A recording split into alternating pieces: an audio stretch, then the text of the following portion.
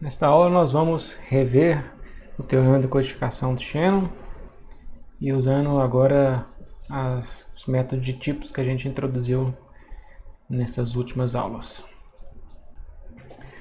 Então, dizemos que uma codificação de fonte é universal quando ela não depende de P, da distribuição. Então, se a gente consegue fazer uma codificação da nossa fonte, sem conhecer características estatísticas da fonte, a gente diz que é uma codificação universal.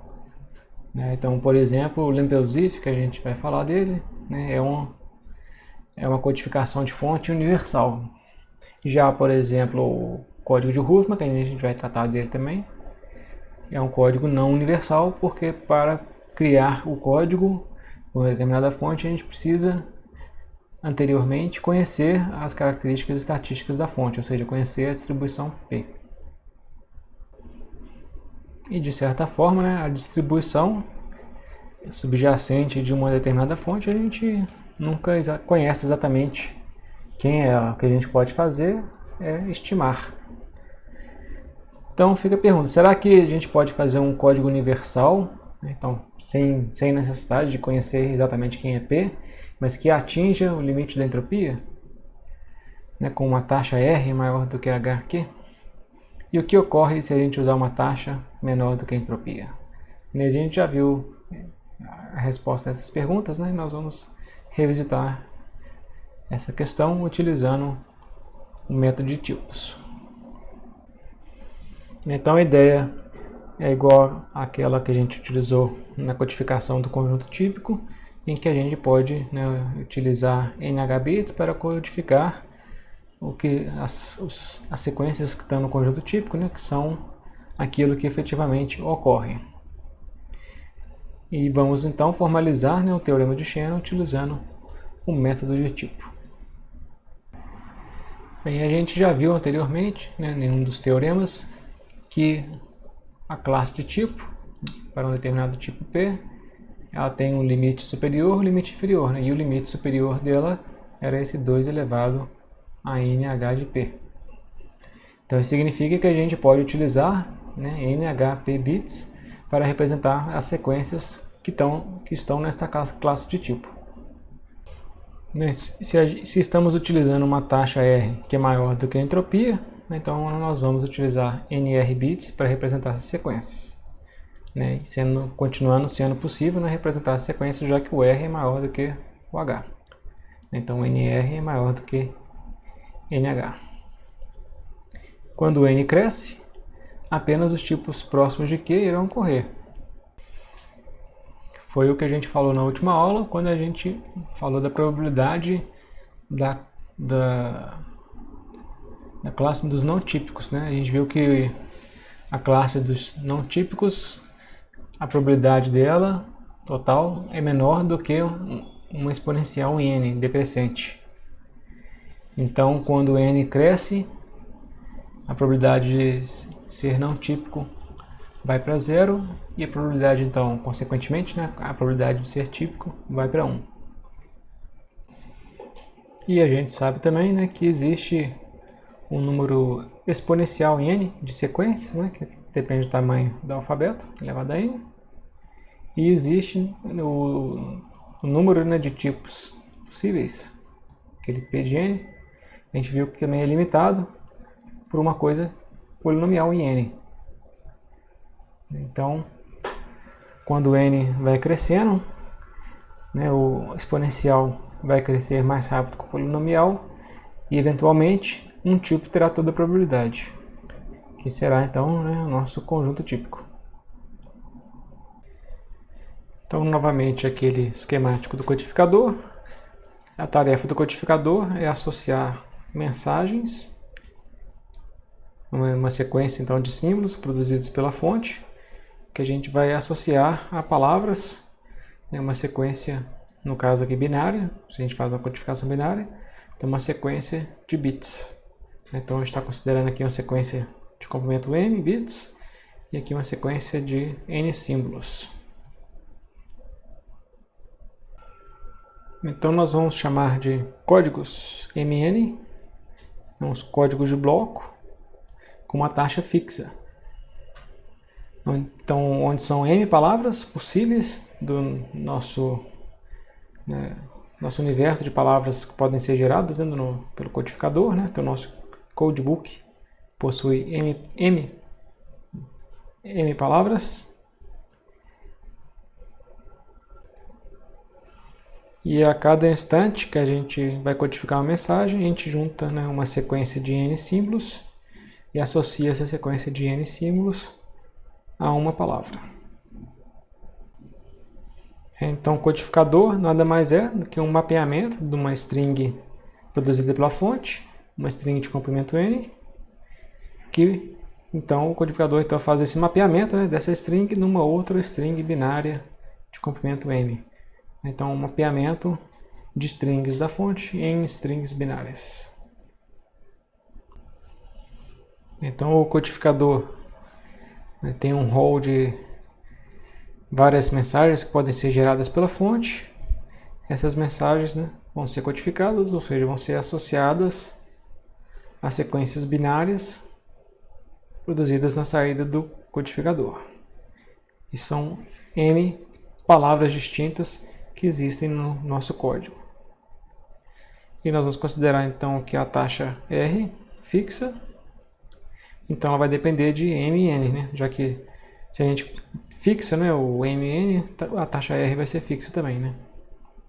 Então o R, a nossa taxa, né? Então repetindo, a gente já falou isso antes, né? É o log de M sobre M. Então log do número de palavras sobre o número de símbolos.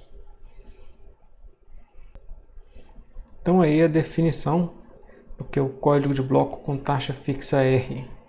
Então seja uma sequência x1n com uma determinada distribuição Q, considerando que são independentes e identicamente distribuídas as variáveis aleatórias nessa sequência, mas o Q desconhecido.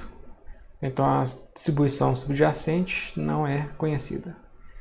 A função do codificador e do decodificador são dadas a seguir. Então, o codificador é uma função que faz o mapeamento desse universo das sequências de comprimento N produzidas pela fonte no universo de sequências de comprimento N, sequências binárias, e existem então, né, 2 elevado a NR, se a gente estiver codificando com M bits, né, considerando a taxa R, né, que é o log de M sobre N. Então a gente tem, a gente pode usar, né, vão ter no máximo, né, NR palavras, sequências binárias, que podem ser, aliás, 2 elevado a NR, né, podem ser representadas com NR bits para representar a sequência inteira. Então o Mzinho que a gente estava usando na transparência anterior é o nosso NR agora, né? Número de bits das palavras do codificador. E existe então, né, 2 elevado a M, né, ou 2 elevado a NR palavras no codificador. A função do decodificador é fazer o inverso, né, de mapear essas palavras nas sequências originais produzidas pela fonte. A probabilidade de erro para o codificador, né, para esse processo de codificação e decodificação, então chamar de P de E.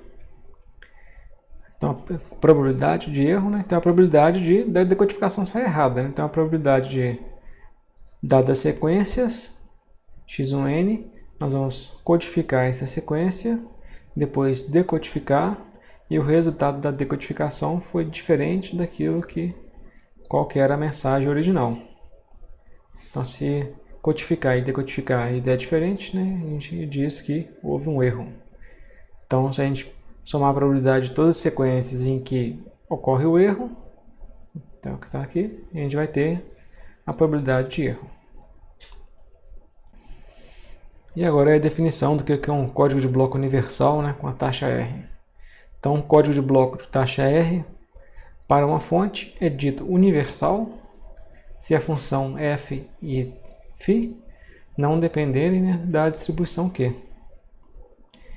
E se a probabilidade de erro for a zero quando n crescer para infinito.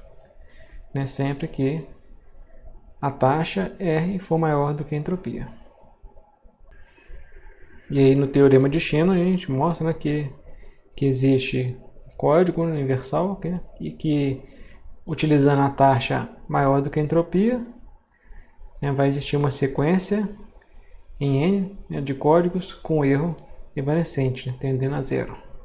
E por outro lado, se a gente usar uma taxa que é menor do que a entropia, o que vai acontecer é que a probabilidade de erro vai a 1, vai crescer e será inevitável, teremos erro.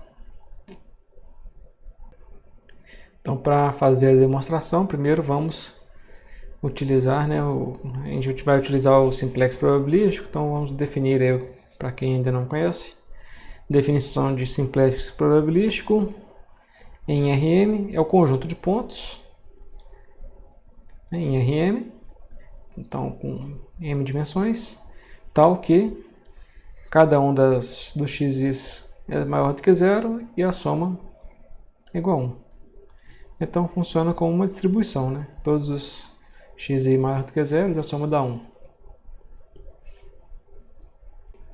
Então todas as PMFs, né, são simplex probabilísticos, né? Então vemos aqui o exemplo para m igual a 2. Para m igual a 2, o simplex probabilístico, então vai ser o conjunto dos pontos x1, x2, onde x1 e x2 ambos são maiores ou iguais a zero e a soma deles dá 1. Então olhando, né, no nosso plano em R2, né, a gente tem esse segmento, né, já que x1 tem que ser maior do que zero, né, então tem que estar do lado de cá, x2 tem que ser maior do que zero, tem que estar nesse semiplano, e a soma tem que dar 1. Então a soma tem que dar 1, né, significa essa reta. Então a interseção é esse segmento, né? Então os pontos que satisfazem essas três condições. E aqui o exemplo para m igual a 3. Então x1, x2, x3 tem que ser maior ou igual a zero, a soma tem que dar 1, então vai dar esse triângulo aqui. Então os pontos nesse triângulo satisfazem essas condições. Bem, e os nossos tipos, né, eles podem ser representados no simplex probabilístico. Então para um determinado tamanho de alfabeto, né, vamos supor se fosse 3, então os nossos tipos para um alfabeto de tamanho 3 podem ser representados, né, com pontos dentro desse simplex probabilístico. Então, por exemplo, o tipo 1, 0, 0, né, onde só aparece o primeiro símbolo, é esse aqui, né, o símbolo, o tipo onde aparece apenas o segundo símbolo é esse aqui, né, o tipo onde aparece apenas o último símbolo é esse aqui, os tipo onde aparecem os símbolos de forma igual, né, é que provavelmente na sequência é esse aqui, né, e assim por diante. Então todos os nossos tipos serão pontos aqui no simplex probabilístico. Aí, né, a gente não pode falar que os dois são iguais, né, porque, como a gente já viu, os tipos, né, só vão ter números racionais. Né, no simplex probabilístico pode ter números irracionais. Então vamos ver novamente agora o teorema de codificação do Shannon. Então o teorema fala que existe uma sequência de códigos MN, tais que a probabilidade de erro vai a zero para toda distribuição Q, tal que, se a gente utilizar, né, uma taxa que é maior do que a entropia. Então a gente falou que vai usar uma taxa maior do que a entropia, né? Vamos fixar então R maior do que H. E vamos definir uma taxa para N que é fixada com o fator polinomial. Vamos definir esse Rn como sendo R menos isso aqui. E nós vamos ver para frente um pouquinho por que a gente está subtraindo esse termo. Mas o que é importante aqui é que a gente está criando essa taxa Rn que é menor do que o R. Que a gente pegou o R e subtraiu uma parcelazinha aqui. E agora nós vamos chamar de AN o conjunto de sequências que possuem entropia de tipo menor que essa taxa. Então, o conjunto das sequências, né, pertencente ao universo de todas as sequências, em que elas possuem, né, a entropia de tipo menor do que esse Rn que foi definido.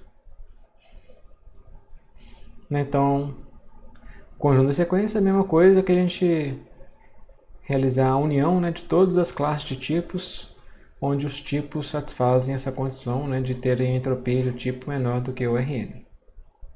As duas notações falam a mesma coisa. Só que aqui a gente está colocando as sequências independentes e aqui está separando elas por tipos. Então vamos ver qual que é o tamanho desse conjunto que a gente definiu. O tamanho desse conjunto é o somatório, né, do tamanho de todas as classes de tipos, que são aquelas, né, que estão nesse conjunto que a gente definiu, né, ou seja, as classes de tipos cujos tipos possuem entropia menor do que o Rn. E aí a gente usa, né, que a gente já viu que a classe de tipo, né, ela tem um limite, o tamanho da classe de tipo tem um limite, que é o 2 elevado a NH do tipo, entropia do tipo. Então a gente aplica isso, né, de forma então que todos os termos do somatório são menores do que 2 elevado a NH de P. E nesse somatório a gente está somando os termos em que a entropia é menor do que a entropia do tipo menor do que a taxa Rn. Então, se a gente substituir onde é H por Rn, a gente vai ter agora algo que é maior. Já que a exponencial é crescente, né, e a gente substituiu, né, por um R que é maior do que o H. Então agora esse termo é constante no somatório, pode ser colocado em evidência. Então a gente vai tirar ele e vai ficar em evidência. E o somatório, né, que é o somatório de 1 que vai sobrar, esse somatório é um somatório nos tipos que satisfazem essa condição. Mas os tipos que satisfazem essa condição é um conjunto menor do que o conjunto de todos os tipos, né, bem menor. Então a gente, usando um limite aí bem relaxado, a gente sabe que o conjunto de todos os tipos ele é menor, igual, né, que n mais 1 elevado ao tamanho do x. Então a gente pode escrever agora essa desigualdade aqui. E agora mais uma vez vamos usar simplesmente uma manipulação algébrica, né? Falar que x é igual, né, 2 elevado a log de x, né?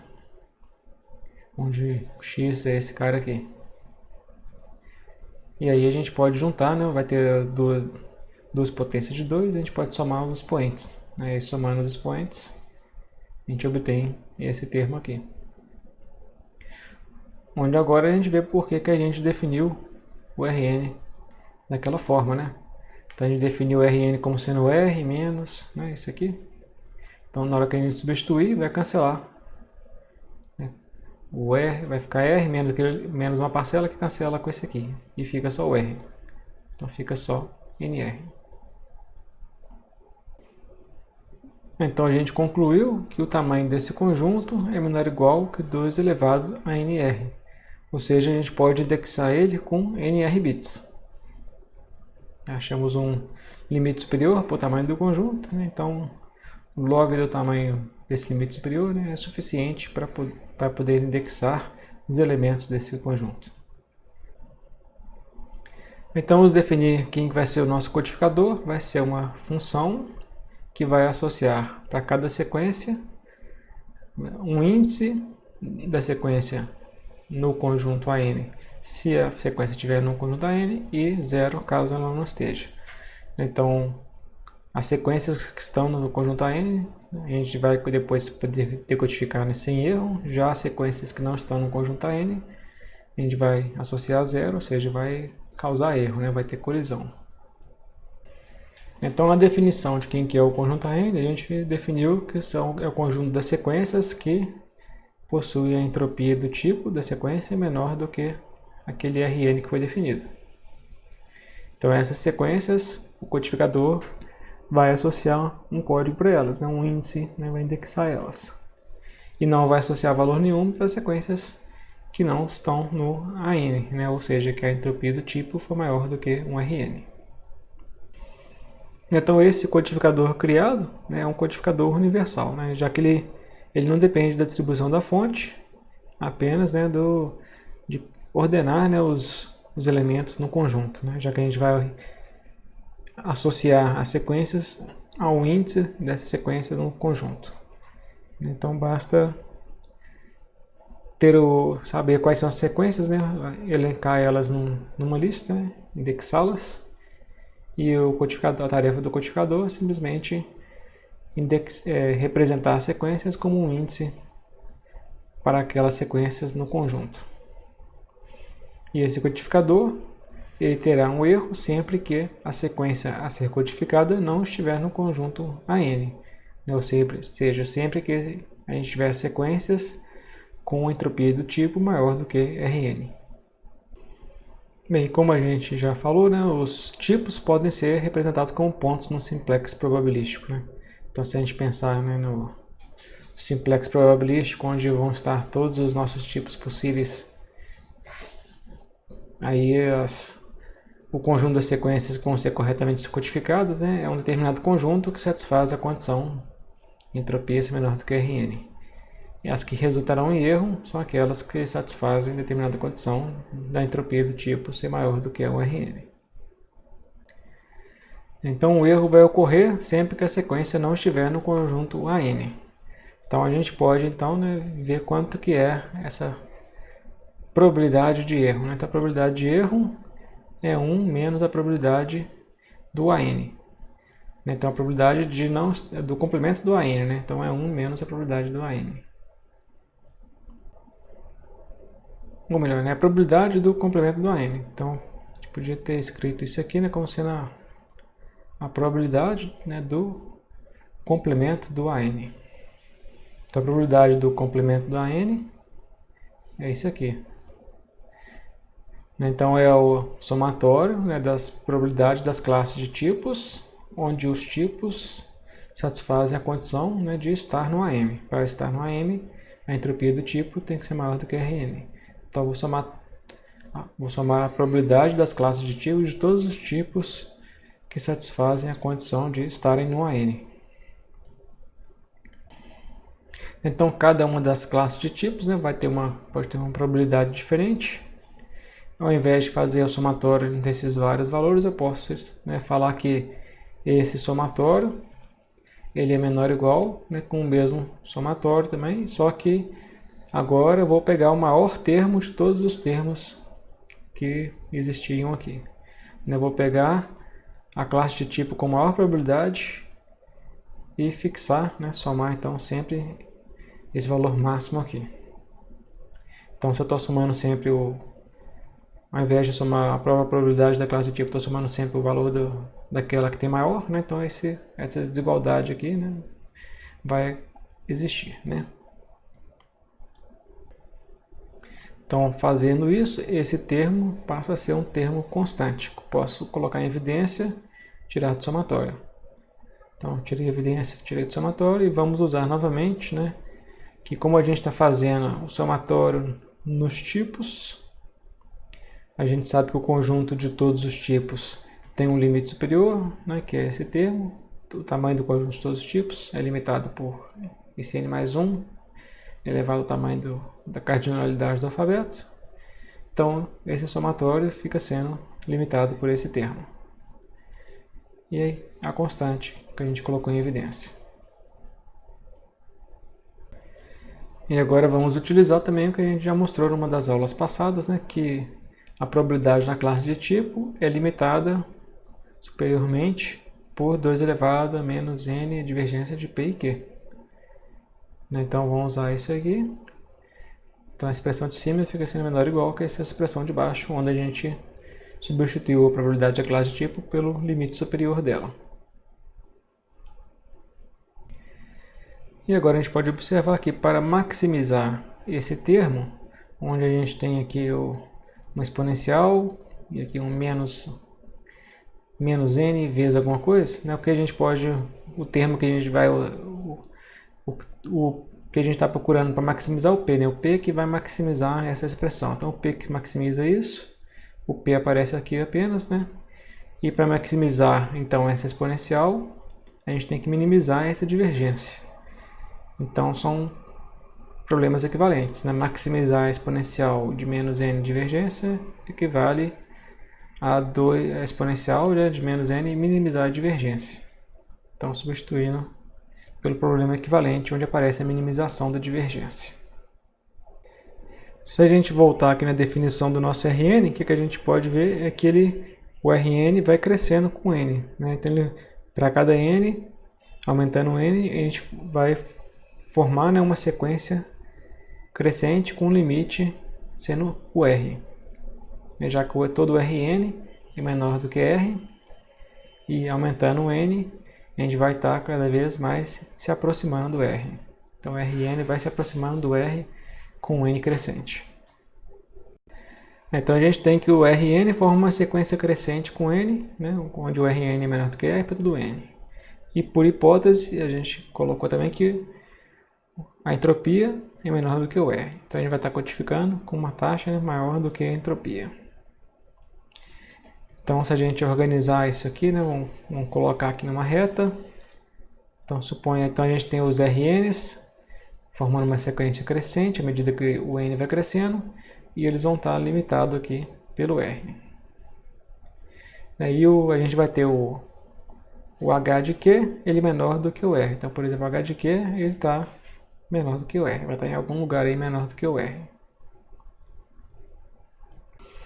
Então, à medida que a gente vai aumentando o R, aumentando o n, consequentemente aumentando o Rn, a gente vai, né, aproximar andando nessa direção, e em algum momento, para algum n igual a n0, a gente vai chegar num determinado R de n0, que vai ser maior, né, do que o h de q. Aí, a partir desse ponto, né, todos os Rn's depois desse ponto vão ser tais que o Rn vai ser maior do que o h de q. Então, voltando nessa equação, né, que a gente estava querendo ver o que a gente faz com esse termo, a gente vê que aqui nesse processo a gente está escolhendo o P de forma que h de P seja maior do que Rn. Então nós vamos utilizar, né, o h de P maior do que o Rn. Então, por exemplo, colocando aqui o h de P aqui, né, de forma que ele seja maior do que o Rn. Então a gente tem essa sequência. H de P maior do que Rn, que é maior do que H de Q. E como são estritamente maiores, logo a gente tem que o P e o Q são diferentes. Se P e Q são diferentes, a divergência é maior do que zero. Então, naquela equação que a gente tinha chegado, a gente chegou num termo onde a gente tem aqui uma divergência que é maior do que zero. Então, logo, essa exponencial aqui é uma exponencial decrescente com n. E aqui a gente tem um termo que cresce polinomialmente em n. Então, quando o n vai para o infinito, a exponencial decresce mais rápido do que o termo polinomial cresce e, consequentemente, esse limite vai para zero. Então, a probabilidade de erro tende a zero. Ou seja, né, a gente pode, é possível codificar, né, utilizando uma taxa maior do que a entropia e garantindo que a probabilidade de erro tende a zero. E se a gente codificar com uma taxa abaixo da entropia, o que vai acontecer é que a probabilidade de erro vai tender a 1. Então a entropia fica sendo o limite da compressão. É possível codificar com probabilidade de erro tendendo a zero se a gente utilizar uma taxa R que seja maior do que a entropia. Maior ou igual a entropia. E, por outro lado, se utilizarmos uma taxa menor do que a entropia, inevitavelmente incorreremos em erro e teremos problemas na codificação, né? Então o limite da compressão é a entropia.